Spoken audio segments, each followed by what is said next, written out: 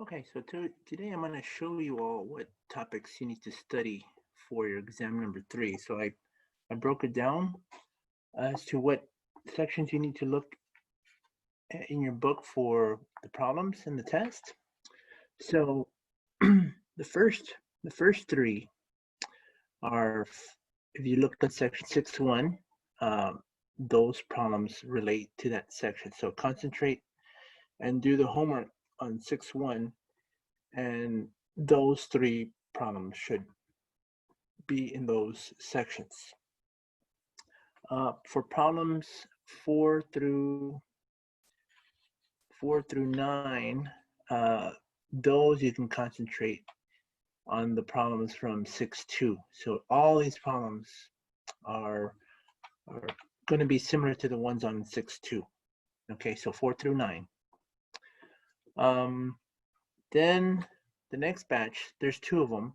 There's going to be two of them, 10 and 11, that are from 6.4. So if you do your 6.4 homework, they're going to be very similar to it. Okay.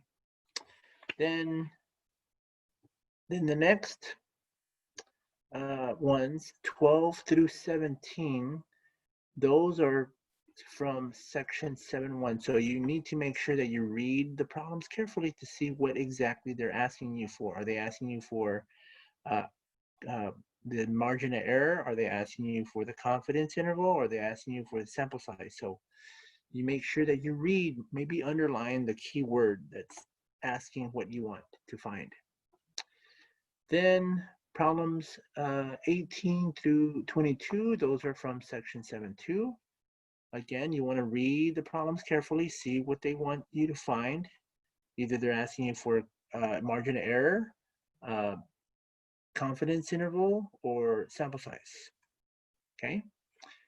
And then you all have, for the last two, those last two are from section 7.3. Again, make sure that you know what they're asking you for. Are they asking you for margin of error, uh, confidence interval, or are they asking you for sample size?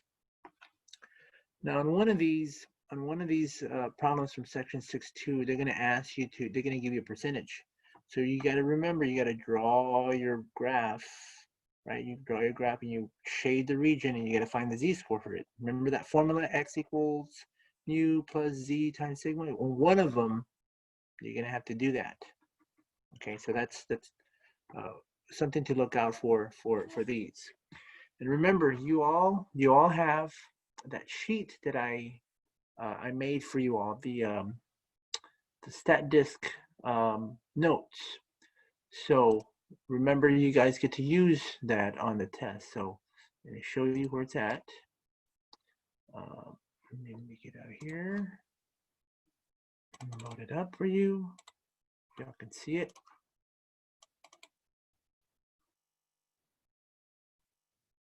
You have then stat notes, StatDisk, where 6.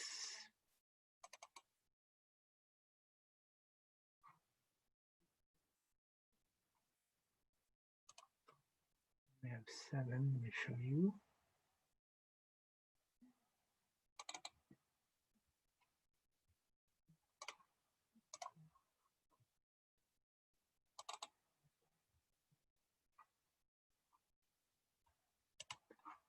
Okay, so let's see.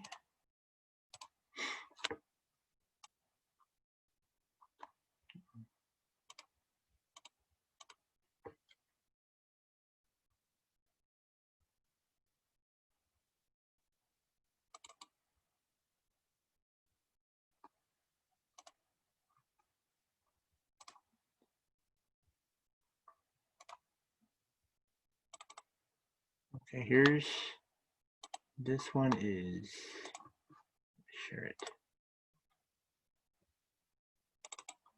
Okay, here's the 6, right? So remember, you guys don't need to worry about that because you guys are going to be using StatDisk. So remember your conversion formula for the problems. There's the conversion. There's the problem that I was telling you that you have to graph.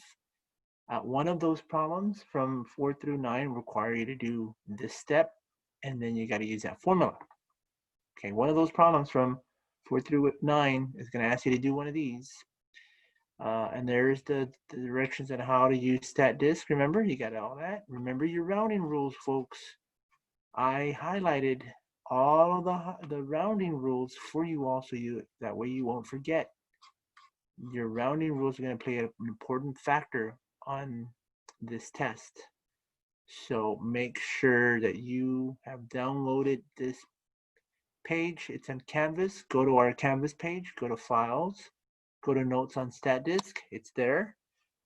So make sure that you all round correctly on this test.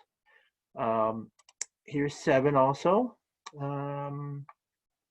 Again, your rounding is going to play an important. I put the rounding rules. I surrounded them in parentheses so that way you will know. Sometimes I highlighted them. I don't think I did on this on the 7, but make sure that you all have your rounding places correctly on the test. All right, so another words of advice. Remember, I told you all to start when you get the test. Start at the back end. Do problem number 24 first, because and then work your way backwards, because that's the most recent stuff that we've covered, and it's fresh in your mind. So if you go backwards, it makes the test go a little bit quicker. Right. So again, you guys are going to be using StatDisk. If you are going to be using StatDisk, put on your test that you use StatDisk, and make sure that you write down all the pieces that are needed. Like, let's say that on one of them you have to find the critical value. The critical level. You put CL equals. You put your N equals. You put your X equals. Make sure that you label all those items on there on the test, so that way I can see if you make a mistake. I can see where the error occurred if you get it wrong.